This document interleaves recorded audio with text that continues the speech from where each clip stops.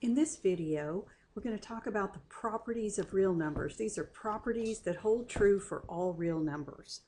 The first one is the commutative property.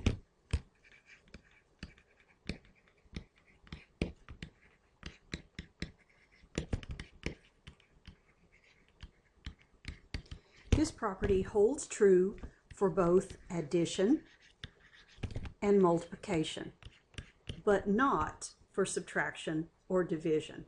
And what the commutative property does is it says that numbers can commute and they can go back and forth without changing the value of the expression. In algebra language, it would be that A plus B is the same as B plus A.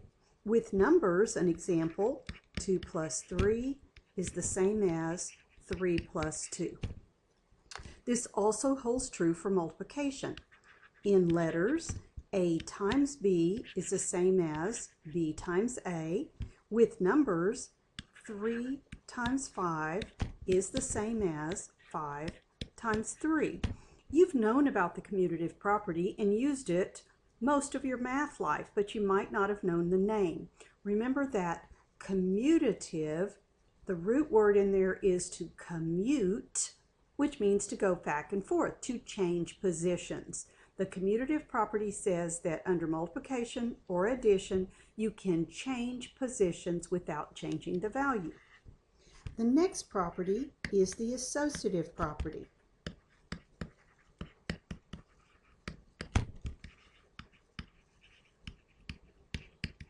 This property also holds true for addition and multiplication only.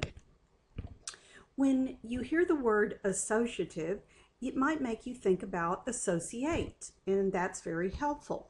The associative property says that numbers can be grouped differently without changing the value when you're adding or multiplying. For example, with letters, if you have A plus B plus C, you could add the B and the C together first, or you could add the A and the B together first, and it doesn't change the value. With numbers, if you have 2 plus 3 plus 5, 2 plus 3 plus 5, the associative property says that you could add the 3 and the 5 together first. That would give you 8, plus 2 is 10. Or you could add the 2 and the 3 together first for 5 and add 5, it's still 10. The association or group does not change the value. It's also true for multiplication. If you have the product of, say, 3 numbers, you could multiply those last 2 together, or you could multiply the first 2 together and it won't change the value. So if I had 3 times 4 times 5, 3 times 4 times 5, I could associate or group the 4 and 5, that would give me 20, times 3 is 60, or I could associate the 3 and the 4 for 12, and 12 times 5 is still 60. The associative property is a grouping property. So changing the group doesn't matter. Please notice that the order of the items has not changed. All right, next is the distributive property.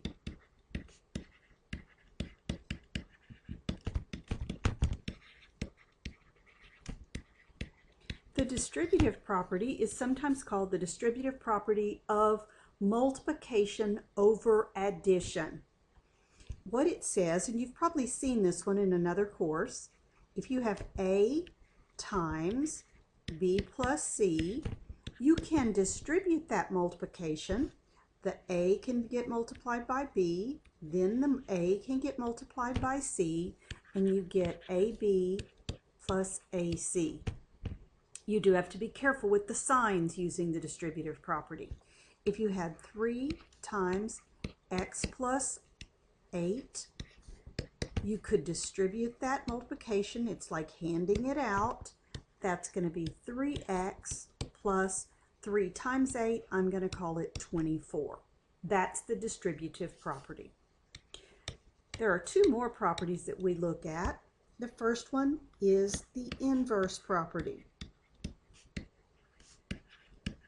There's an inverse property for addition and there's an inverse property for multiplication. These are a little different from each other.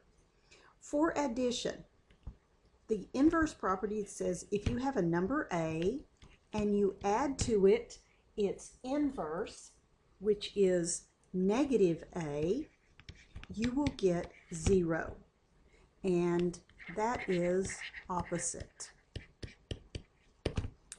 Under multiplication, if you multiply A by its reciprocal, 1 over A, remember that this A would be over an implied 1, the A's would cancel, and you would get 1.